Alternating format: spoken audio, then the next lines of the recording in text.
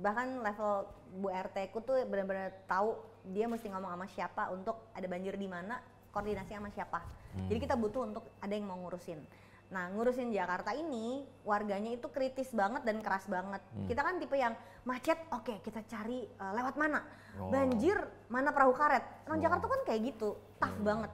Jadi kita nggak bisa sama pemimpin yang akan menawarkan mimpi-mimpi indah di awang-awang tuh nggak bisa. Mojok, mau sidik, Jopre. kagak ribet dah. Menyala. Mojok yuk. Yuk, duh. Sini bang, mojok bang. Nah, teh. Oh, sekarang jadi teh. KTP Jakarta ya? Oh jadi bang. Dulu. Sekarang gitu kalau dari Bandung. Aku punya kumis Kalau dari Bandung kan panggilannya Oh iya, Kang, terus pindah ke sekarang Jakarta jadi jadi Bang. Enggak usah lah, kita apa adanya aja. Teh Wina. Mas mah mas aja ya. Iya, saya mah mas. Bang mah bang aja. Cak juga Cak aja, bentar lagi Cak. Teh Wina, kan pakai KTP Jakarta ya sekarang ya? Sudah, Baru, setelah warga? nikah. Sebelumnya aku orang Bandung. Oke. Jadi aku tahu apa yang terjadi di Bandung. Oh iya. Saya juga. Sekarang KTP saya Jakarta, tapi anak istri di Bandung saya pindahin. Kalau dia 12 tahun dari Cibubur pindah ke Kemang, saya 12 tahun dari Jaksel pindah ke Bandung. Jadi berdua ini adalah saksi hidup seseorang yang memerintah di Bandung dulu ya? Iya, Dada Rosada. Tapi kita, Kang Obet. Ajal Sudrajat, oh beda ya itu. Kang Obet maksudnya. Udah kita nggak ngomong itu, tapi saya ngomongin sebentar lagi ada pemilihan gubernur di Jakarta bulan depan. Ya kan, pasti sebagai pemilih itu punya harapan dong. Dan seorang pemilih yang punya background komika sekaligus pengetahuannya banyak soal finansial, ini apa harapan Teh Wina nih? Terkait dengan misalnya tadi ya, kemudahan mencari kerja buat yang teman-teman kita belum dapat kerja, atau kemudahan memanage apabila gajinya pas-pasan. Sebenarnya komika merangkap financial trainer apa financial trainer merangkap komika? Harus dipilih. Oh, dua-duanya. Aku sudah dua-duanya, emang dua personality yang berbeda aja. Oh gitu. Kayak Bipolar Beyonce, tamu kita ya. Aku. Tolong. Iya. Om Indra ini dikasih ponton. Buat aku sebagai warga Jakarta yang udah berarti berapa? 24 tahun pegang KTP Jakarta. Aku mau kota ini diurus. Mau kota ini diurus?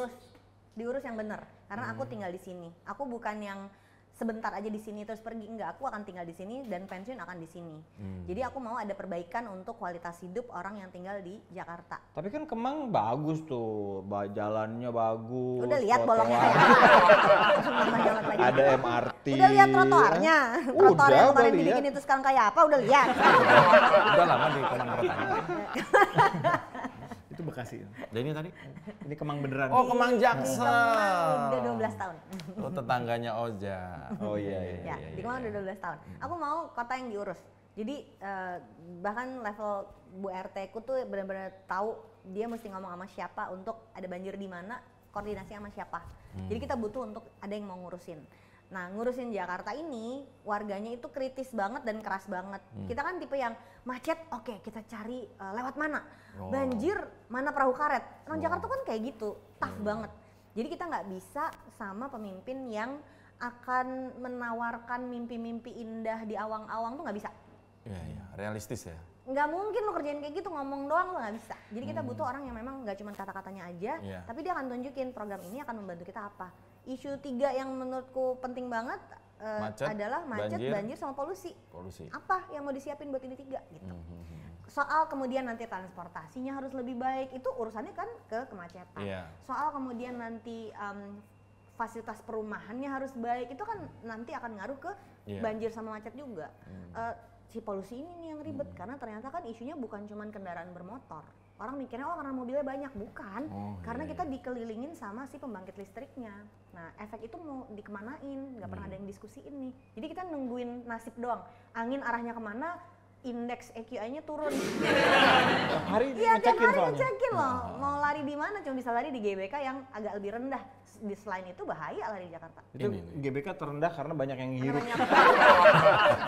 Karena kemarin lari di situ. Karena itu Senayan ya? Oh, nggak gitu. Warga Jakarta tuh kayak gini tipikalnya. Bayangin, apa nggak deg-degan tuh orang-orang yang pengen jadi gubernur Jakarta. Selain cerdas, kritis, ya. Kita kan paling nggak galak bacot urusan kalau dia ngaco. Nah ini. Nggak bisa cuma cinta doang pemimpin, nggak bisa. Kemarin kayaknya di Kita mau diurusin. di dekat Kenapa galak banget ya? pernah di sebuah peristiwa di dekat Kemang, dekat tempatmu agak geser dikit. Itu ada waktu itu ya, ada calon gubernur yang masuk ke gorong-gorong gitu. Itu kan bagus itu, berarti dia kan Masih di situ denger-denger. Enggak tahu. Bukan di dekat Sarinah ya itu? Enggak, ada lagi kan dia tiap hari kan Pindah. contohnya kayak gitu. Udah nggak bisa. Kita udah pernah yang kayak gitu. Next gitu. Karena sudah jadi pernah. nggak bisa menggunakan cara kampanye yang sama kayak zaman dulu. Udah pernah kayak gitu. Ditinggal. Kita dari Bandung loh ini. Kemudian jadi Jakarta, gimana kurang kritis. Gue mau ada yang ngurusin. Nah, ini sekarang setelah tadi ngomong soal keahlian dia soal finansial, sekarang ngomong soal komika. Ya, nasib komika di Jakarta. Kita mau minta gedung-gedung pertunjukan itu bikin untuk lebih masuk akal ya. Harganya. Mau jual tiket berapa kalau harga gedungnya 40 juta gitu? Iya. Ini harga yang lebih masuk akal, bukan masuk kantong pribadi oknum, maksudnya kan gitu kan? Masuk akal. Ini penting loh bro. Saya minta tolong Pak, izin gimana cara ngurusnya supaya nggak harus pungli. Ini kan. Karena harga yang tertera sama harga yang dibayarnya beda. Tertera 10.000. Nah, Dibayarkan 15.000.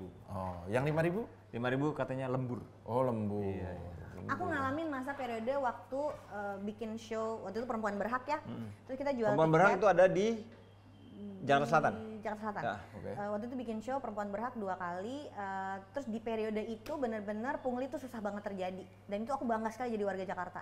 Kita bayar tiket apa sih namanya? Zaman Ahok ya, pajak daerah ya, pajak daerah itu bayar. Nggak ada satu orang pun yang nawarin apa, nggak ada. Tapi terakhir gue bikin waktu bikin Ligwina Show stand up comedy special yang bahasa Inggris, udah keluar tiket, udah keluar segala, masih ada yang coba-coba. Oknum ini siapa sih? Gitu. Minta apa sih? Minta ditambah duitnya. Untuk? Saya tolong lah bu.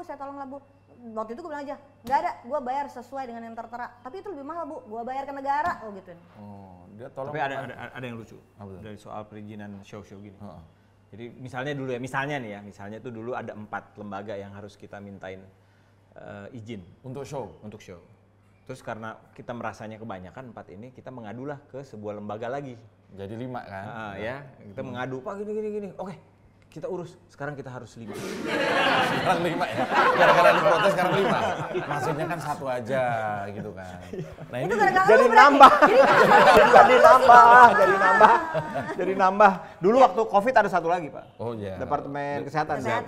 Sekarang udah nggak ada. Jadi untuk seni pertunjukan, mau itu seni tari atau live stand up comedy show kan butuh panggung live. Kita nggak bisa show di Zoom tuh, kita nggak bisa. Iya betul. Untuk kayak gitu. Nggak bisa jorok ya? Izin. Zoom ya ketahuan deh. Sekarang ngerti kan kenapa aku jarang muncul. Contohnya nih. Dia pilih-pilih job dia. Oh pilih-pilih saking banyak.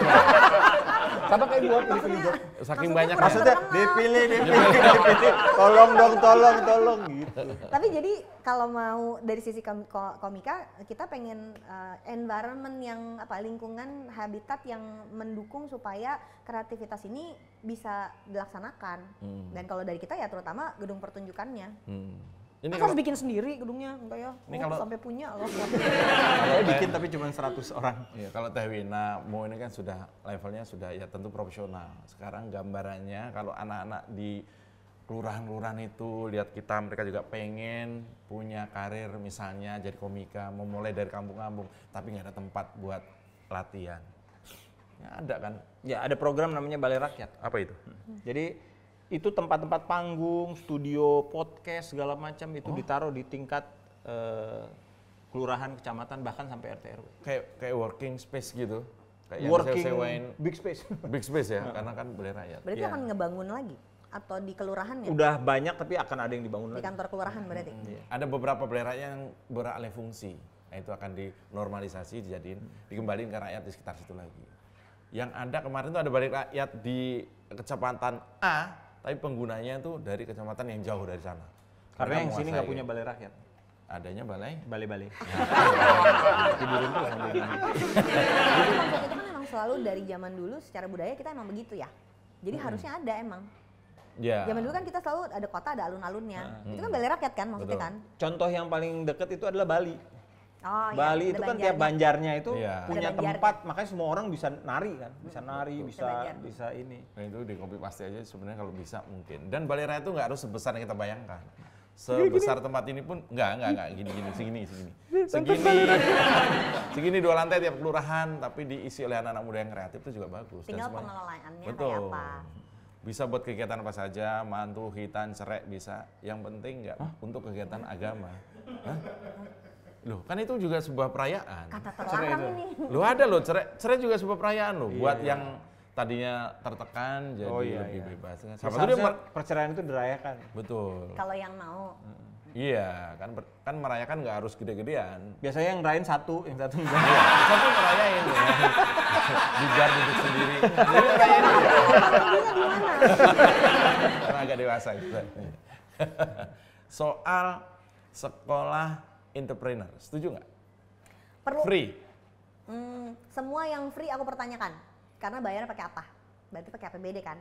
Oh iya. Nah, maka kalau kayak gitu, isunya akan balik lagi ke APBD-nya, mesti disisirin satu-satu, dikutuin satu-satu untuk apa aja. Jadi balik lagi, diurus dengan baik apa enggak. Nah, ini Soal sekolah entrepreneur, aku percaya perlu, karena semua orang perlu diberdayakan untuk berpenghasilan. Kenyataannya nggak mampu satu keluarga untuk support hidup yang layak di Iya, Jakarta itu tadi. kalau pemberi nafkahnya cuma satu. Berarti kan pemberi nafkahnya harus beberapa, ya cara yang tercepat nggak selalu termudah adalah dagang. Nah dagang itu harus diarahkan untuk dia bisa berubah jadi bisnis, karena dagang sama bisnis itu 2 hal yang berbeda. Jadi sekolah entrepreneur ini akan sangat penting. Isunya adalah ketika ini free, bayarnya pakai apa? Aku karena aku orang keuangan, kalau free bayarnya pakai apa? Berarti pakai APBD. Berarti Oh, iya, APBD-nya iya. yang harus diurus. Iya, Ini gue ada pertanyaan nih. Pertanyaannya agak mengganggu. Bukan mengganggu, agak ini. Jadi kan lu biasanya ngasih ini literasi tuh, literasi keuangan itu sama perusahaan, sama orang-orang yang udah kerja lama apa segala macam. Nah ini kan ceritanya Mas Pramono dan Dul ini bakal sampai tingkat RT RW, sampai ke kampung-kampung. Itu gimana cara ngajarin literasi Bisa bikin keuangannya? modul. Bisa bikin modul. Nah, modul keuangan itu topiknya akan sama, si rumus 1, 2, 3, 4, tapi audiensnya beda, pesertanya beda, cara menyampaikannya akan beda. Nah, jadi kalau mau kayak gitu mesti dibikin modul yang memang cocok untuk orang Jakarta yang ada di RT RW. Nah, kalau kayak gitu kan kita mesti belajar dong orang di situ kayak apa. Sama kayak waktu aku ngajar di Papua, itu kita survei dulu. Kita riset dulu 4 Siapa bulan nih orangnya? orang di Papua tuh kayak apa, dan orang Papua kan gak cuma satu ya. Orang Papua tuh banyak banget loh sukunya, bahasanya beda. Jadi kita mesti belajar. Nah, DKI juga, Jakarta juga akan seperti itu. Modulnya harus kita kembangkan untuk bisa tahu apa sih modul yang paling cocok untuk orang Jakarta di level apa, di lingkungan yang kayak apa. Ngomonginnya sama ibu rumah tangga sama ngomonginnya sama anak remaja umur 17-18, lagi ya. modulnya nggak akan sama. Nah ini kan uang itu sumber masalah ya. Iya. Selalu jadi sumber masalah. Tapi juga kadang-kadang penyelesai masalah. Itu rencananya kan bakal ada tim Orange. Ntar. Oh iya. Ada kan ada tambahan nanti. Ini namanya pasukan. pasukan. PPSU. Nah, Kayak nanti ada favorit aku nih Pak Iya, iya. ada pasukan nanti putih. Wah ini khusus Itu apa? medis. Oh medis, oke. Kayaknya perlu ada pasukan hijau ya. Untuk Keuangan. kok keuangan hijau? Kita mau merah aja gimana? Kok keuangan hijau? Kan duit. Enggak, kita mau merah aja. Hijau biar buat berkurang. Iya betul. Kalau merah itu merah. 100 ribuan ya. Nanti Itu ada perlu nggak pasukan, tuh? nanti ada pasukan hitam juga. Pasukan hitam tuh apa? Dia khusus ngurus kalau kita lagi bete dia ngasih kopi. Oh iya, kopinya kopi om-om ya. Kirain gue ninja itu. Enggak, bukan. Kalau di Jaksel soalnya kita kopinya nggak hitam. Tapi ada. Oh iya, tapi susu ya. Iya. Jaksel. Menghadapi om-om jokesnya Iya, harus iya, harus gitu. Betul. Ini ada yang menarik ini, ada pertanyaan bagaimana cara memberikan literasi atau pendidikan soal finansial kepada pengangguran. Silakan. Ini misalnya ini pengangguran 2. Oke, bedain ilmu keuangan. Mas Anies juga silakan. Oh iya dia juga pengangguran. nganggur. Oh, Mas Anies ya? Iya. Pak Ahok, Kasihan loh. Pak Ahok juga nganggur. Ahok sibuk, ada Ahok istri nganggur. baru. Istri lamanya udah jadi wamen ya. Oke lah. Oh my god. Itu pasti di rumah. Apa? Gitu. Istri barunya Pak Ahok pasti gitu. Apa? Oke, Seneng kita kamu nggak usah jadi nyenggol. wamen, seneng kamu gitu. Kita nggak usah nyenggol 2 mantan itu, yang agak tuaan. Atau Iya, ada Bang Yos. Sama mantan tuh selalu gitu ya. Oh. Jangan gitulah. Ini ada yang lain. Bagaimana cara memberikan pengertian tentang mengelola keuangan kepada pengangguran? Nggak ada. Ini 2 nih. Nggak ada. Nggak ada. Karena gini, Ada 2 ilmu menghasilkan uang sama ilmu mengelola uang. Nah ini 2. Ilmu mengelola uang, orangnya harus punya uang dulu dong. Apa yang mau dikelola? Karena nggak ada. Pengangguran gimana caranya kita supaya nanti kalau udah punya duit kita nggak kaget. Enggak, sekarang diajarin dulu dia untuk bisa menghasilkan uang, caranya gimana? Nah, caranya gimana? Oke. Caranya menghasilkan uang. Ini misalnya 2 orang. Pertama tapi kan ada pinjol, ini kan langsung ada uang. Say no to pinjol, say no to pinjol ya. Why? Pinjol itu predatory. Jadi dia menyasar orang-orang yang kesusahan. Wah, bener, buruan bayar, akan bro. rusak hidupnya. Jadi jangan pinjol. Tapi balik lagi, kalau orang ini pengangguran. Itu ada BUMN yang pinjam ke pinjol loh. Itu boleh kita bahas belakangan aja. Oh iya, oke.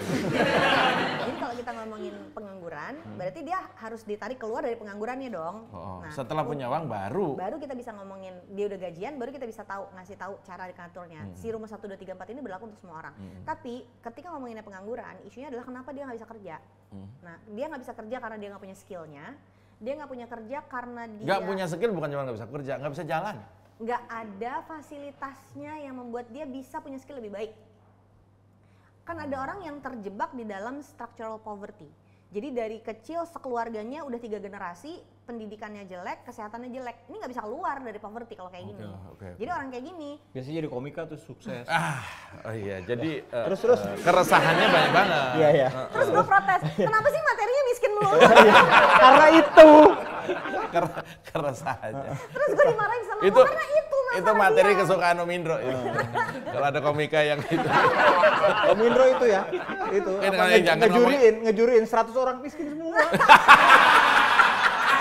Materinya miskin mulu. Aku punya materi yang lebih lucu menurut aku. Sekarang akan muncul komika-komika tua Om Indro. Lihat nggak yang terakhir aku nonton. Enggak, kenapa jadi roasting Om Indro?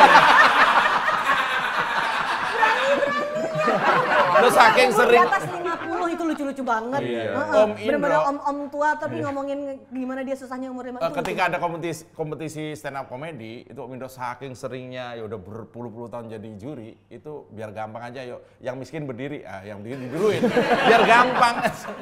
Ya, warga Jakarta itu ada yang miskin. Untuk menarik mereka keluar dari kemiskinan, itu nggak bisa flip langsung dia bisa baik, enggak. Sistemnya harus dibenerin sehingga sistem itu mulai dari kesehatan sama pendidikan yang mindsetnya mereka juga dulu pertama itu dulu ya. Karena kalau dia udah punya pendidikan sama kesehatan, baru dia bisa mikir, oh hidup aku bisa lebih baik ya. Baru dia bisa cari kerja dengan baik dong. Tapi kalau di kepalanya dia udahlah nggak ada nih, udahlah hidupnya susah aja, susah dia kayak gitu. Mungkin ini untuk memutus mata rantai itu tadi, Bang Dul itu kemarin bilang apa? Sekarang untuk jadi pasukan oranye, pasukan apa itu nggak perlu ijazah SMA, yang penting bisa kerja dimasukin. Itu mungkin itu ya. Udah kerja aja dulu gitu yang penting. Iya, yang penting kerja. Makanya harus punya pekerjaan kan. Iya, jadi ada akses dari pemerintah provinsi Jakarta yang memang menyediakan lapangan pekerjaannya sendiri. Orang kan maunya oke sediain lapangan kerja dari swasta doang gitu. Ternyata sekarang ada kerjaan di bawahnya pemerintah provinsi yang memang menyiapkan itu juga. Itu penting menurut aku karena itu tidak butuh soft skill yang banyak. Nggak butuh soft skill yang banyak. Kalau dia butuh soft skill kan dia harus belajar lagi. Betul. Itu butuh waktu. Sementara ini orang butuh makan sekarang. Orang butuh makan sekarang, duitnya harus segera ada. Jangan dia pinjol. Mending dagang daripada pinjol. Mendingan dia kerjaan yang fisik daripada dia kemudian harus sibuk-sibuk lagi cari pekerjaan yang formal lain. Atau jadi afiliator Shopee. Itu bagus.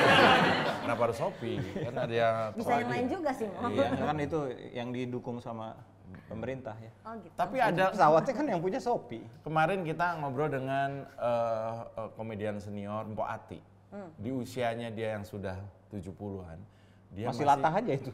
Bukan latahnya. Oh, bukan latahnya. Dia punya solusi untuk financial freedom-nya dia. Apa tuh? TikTok. Dia live TikTok. Dapat duit dari TikTok. Iya. I'm so happy for her. Iya. Dia meskipun itu 70% diambil TikTok uangnya ya, dia cuma dapat 30%. Tapi dia pokoknya dia berpenghasilan. Iya, udah kategori ini investor TikTok juga berarti dia dong. 70%. 70% dia bayar TikTok. Gila. Dan dia penghasilannya lumayan. Bisa di atas UMR hanya sehari. Jadi gaji sebulan anak-anak Gen Z yang UMR itu bisa didapatkan hanya dalam waktu sehari oleh ini karena ngelatah doang. ini apa? Dia harus jadi pelatih. Iya. Gitu. Ini apa? Ini sumber pemasukan. Cara-cara baru. Jadi zaman dulu tuh kan ada Badan Ekonomi Kreatif ya. Iya. Nah, sekarang udah melebihi. Sekarang ada lagi. Parekraf kan. Ada lagi sekarang dibikin baru lagi. Nah, buat aku Giring Niji. Ini buat aku ini ekonomi kreatif ini akan jadi selalu isu yang hot karena ini adalah cara baru untuk bisa berpenghasilan.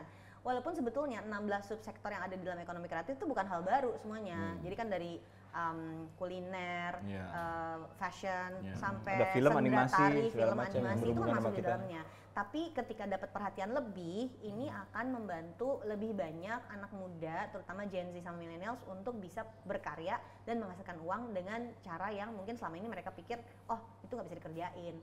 Nggak melulu harus dalam bentuk jadi influencer gitu, nggak melulu harus seperti itu.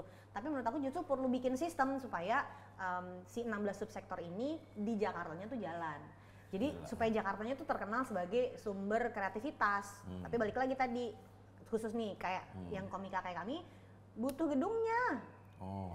Iya kan? Gedungnya, berarti kalau yang kuliner butuhnya apa? Ya? Kalau yang fashion butuhnya apa? Itu harus jadi perhatian untuk calon gubernur sama wakil gubernur nanti. Oke. Ini kayaknya harus ada segera closing statement nih, karena setelah lihat tayang ini Bu Sri Mulyani udah nggak kebingungan cari wamen. Iya kan? Lihat tayang ini karena memang aku nggak kepilih guys. Masa kamu kalah sama Giring Niji? Iya nggak apa-apa lah, itu kan emang lucu-lucu kabinet sekarang. Hari pertama di interview blunder, hari kedua di interview blunder lagi. Hari ketiga ada di stop, nggak boleh interview lagi.